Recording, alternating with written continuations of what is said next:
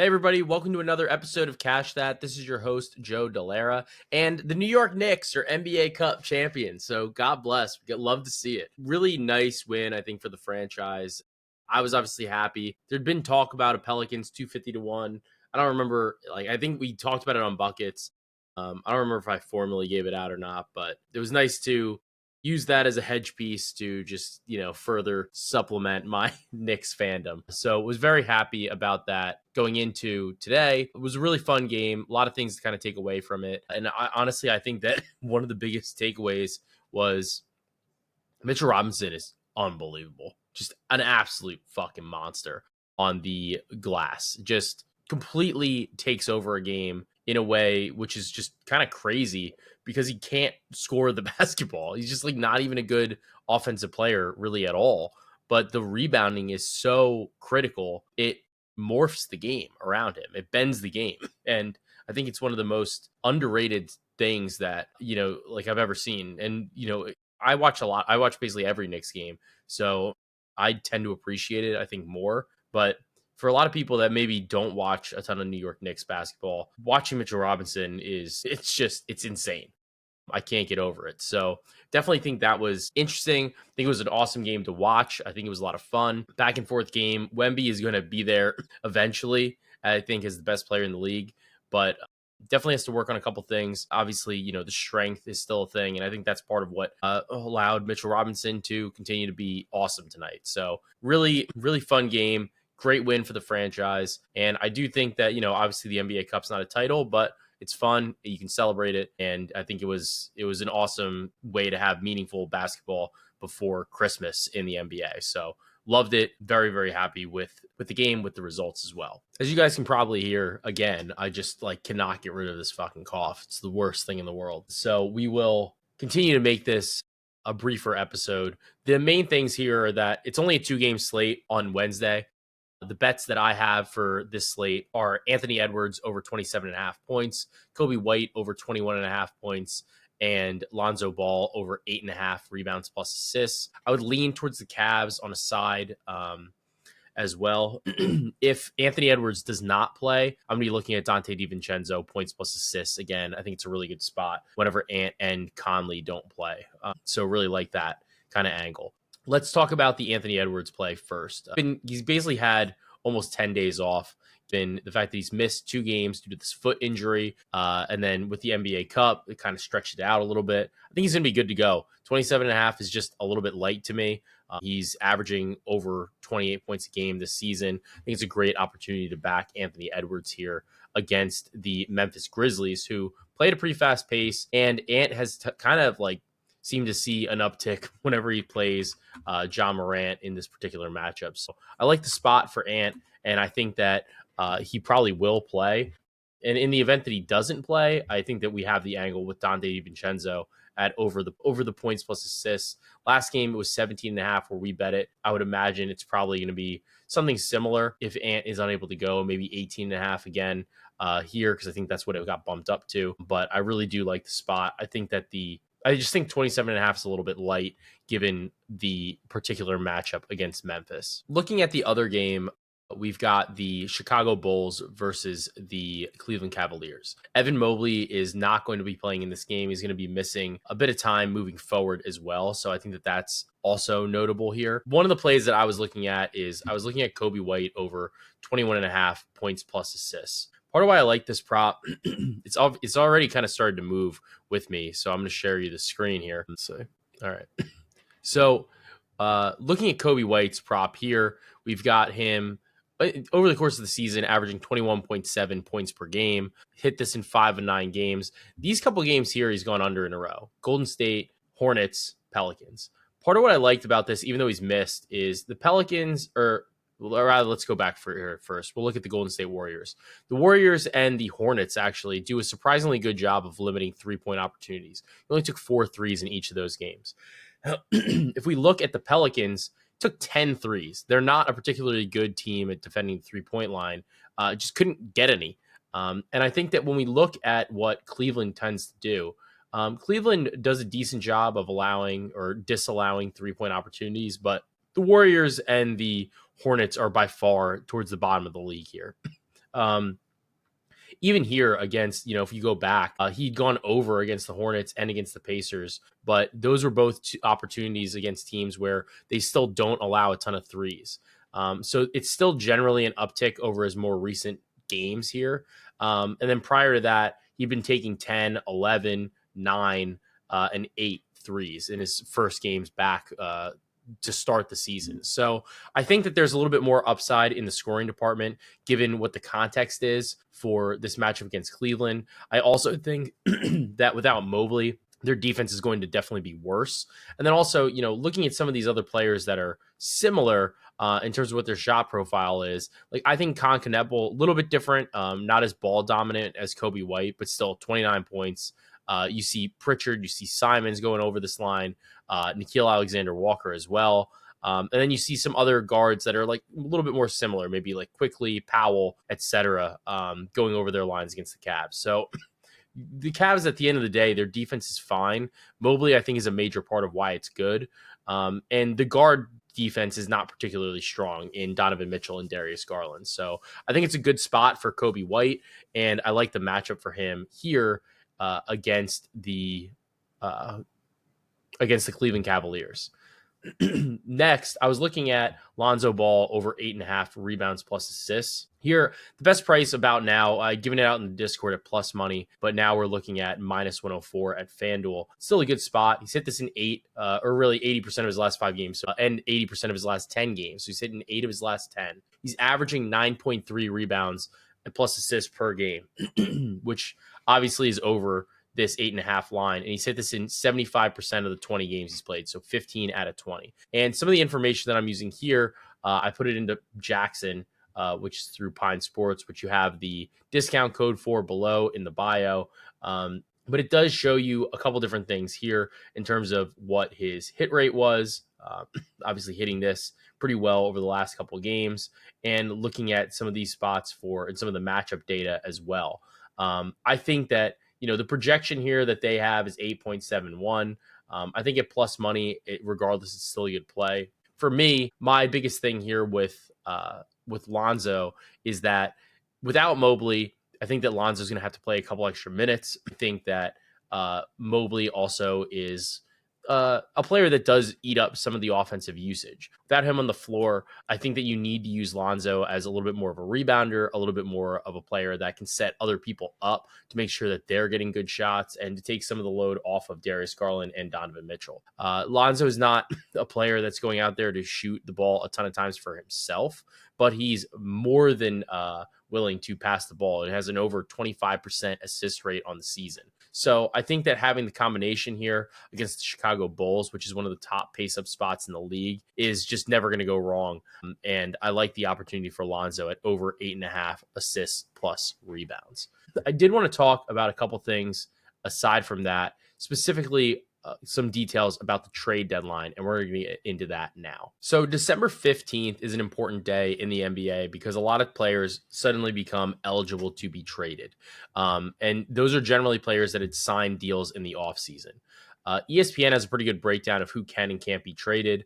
I'm going to scroll down to the New York Knicks. I think they're one of the ones that's more interesting. Obviously, they can trade a bunch of different free agents. Mitchell Robinson, or potential free agents: Mitchell Robinson, Gershon Yabusele, Jordan Clarkson, Mohamed Diarra, Ariel Horty. Dadier is tradable as well, along with Tyler Kolek, Karl Anthony Towns, OG Anunoby, Josh Hart, Deuce McBride. These are the players that are eligible to be traded at this point in time. Anunoby and Brunson, if they get traded, there's a bonus that's associated with that as well. But I do think that they're both players that seem at this juncture to be relatively safe in New York. It is relevant, though, for some other players because, like for the New Orleans Pelicans, for example, they've got a couple players like Jose Alvarado, $4.5 million, player option for next year. He's somebody that New York has been loosely tied to. Getting some of these other players for New York eligible to be traded is important because it does open up some of these opportunities to maybe trade them in a package for Jose Alvarado, for example. Another player that was kind of talked about to the New York Knicks was there's interest in Dante DiVincenzo. A little bit of a bigger contract here at $11.9 million, plus he's got the trade bonus, but still somebody that is potentially on the radar for New York. But if you scroll up and down here, it's pretty interesting because there are a number of players that just aren't, you wouldn't have thought would be eligible to be traded before, but the majority of players that have signed contracts in the offseason are going to be eligible to be traded after this December 15th deadline up until the trade deadline, which is in what is it? It's in like early February. Now, it's notable that for a team like New York, for example, Mikal Bridges is not listed on that, and that's because of the timing of his contract. He signed his new contract or his new extension still within a time where I think he's eligible to be traded about 5 days before the trade deadline. So he is eligible to be traded this season, but it's not going to be for another month or so, which is notable in terms of some of these teams making some deals. Like the Detroit Pistons, number of players that are eligible to be traded. And these are all things that I think are particularly interesting. Now, there's like a lengthy list of players that can't be traded here. And a lot of it has to do with when players were signed. So they're not necessarily eligible to be moved by December 15th. And this includes, like LeBron's got a no trade clause, but you've got like Dyson Daniels isn't movable. Josh Giddey isn't movable. AJ Green, Naz Reid, Mikal Bridges. So he's eligible February 1st of 26. And some of these players, if you look, they're after the trade deadline. So if you see like PJ Washington, for example, he's not eligible to be traded until 3/10, which is after the deadline. So that kind of keeps him out of there.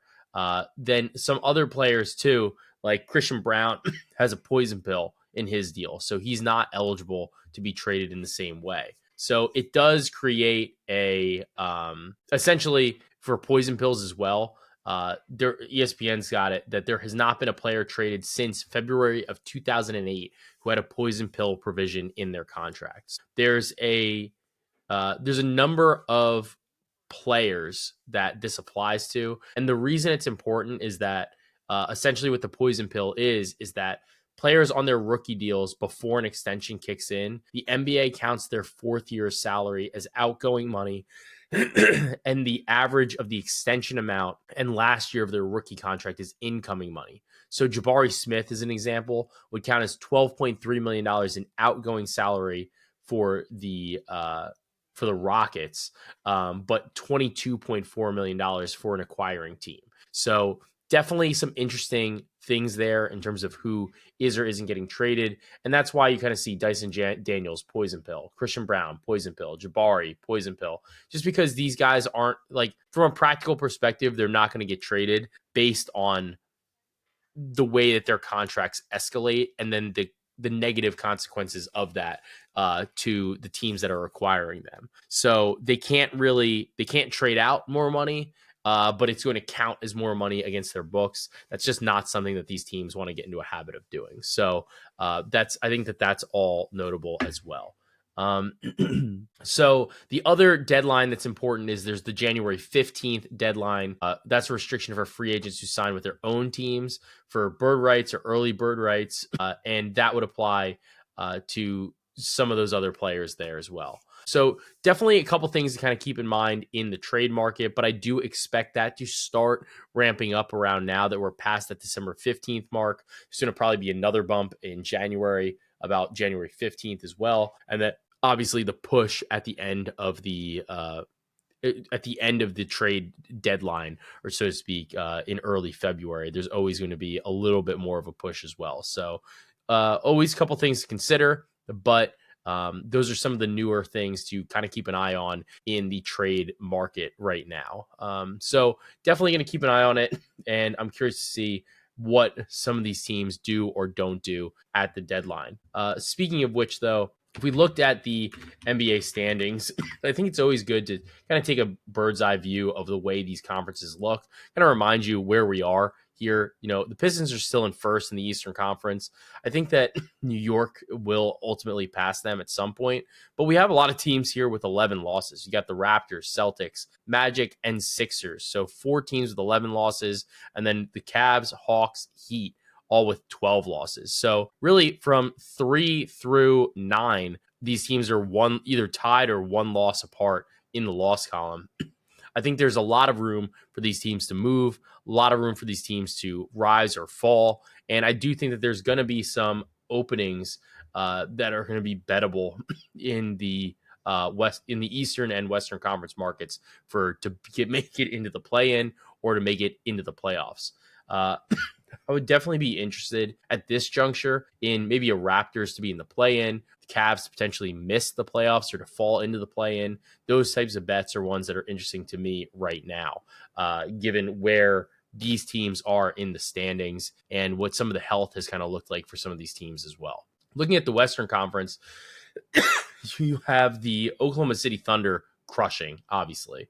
But once you get to like 11, 12, these teams are not like that far out of the playoff picture. The Jazz are 10-15, they're in 10th. The Blazers are 10-16, Mavericks are 10-17. Mavericks are obviously not trying to lose these basketball games. Cooper Flag is starting to get better and better. I would imagine they can progress up in the standings. I think that the Western Conference has looked a little bit weaker towards the bottom of late, and the Clippers are obviously a team that has fallen, same with the Kings, in somewhat shocking fashion to the degree that they've fallen. And I think that that's opening up a couple things here. The Grizzlies have not looked good, and they're still hanging around in 9th because the bottom of the Western Conference has not looked good either. The Western Conference is a little bit more tied up at the top, but I also think that that gives a little bit more certainty as the teams that are probably going to be out of the play-in tournament and the teams that look like they're going to be inside of the play-in tournament fighting for those 7 and 8 seeds. So we'll see how this starts to flesh out. But again, we're about 30% done with the season. And I think that it is a good opportunity to kind of reassess and re-gauge what some of our preseason priors were, where we're at now, and how we're going to progress forward. I will say that one of the things coming up regarding the NBA Cup, though, is that these teams that play in the Cup finals in particular, even the teams that just play in Vegas generally for these games, even if it wasn't in the final, if it was in the semifinals, they do perform poorly in their first games out of the tournament. They're on a different rest schedule. They've been playing on the road a lot of times for like at least a week. Then it's an extra road trip. You're playing away from your family. Potentially you're playing in a different locker room, different court, different practice facilities, everything. Higher stakes games, for this point in the regular season. Clear letdown spots for New York, especially.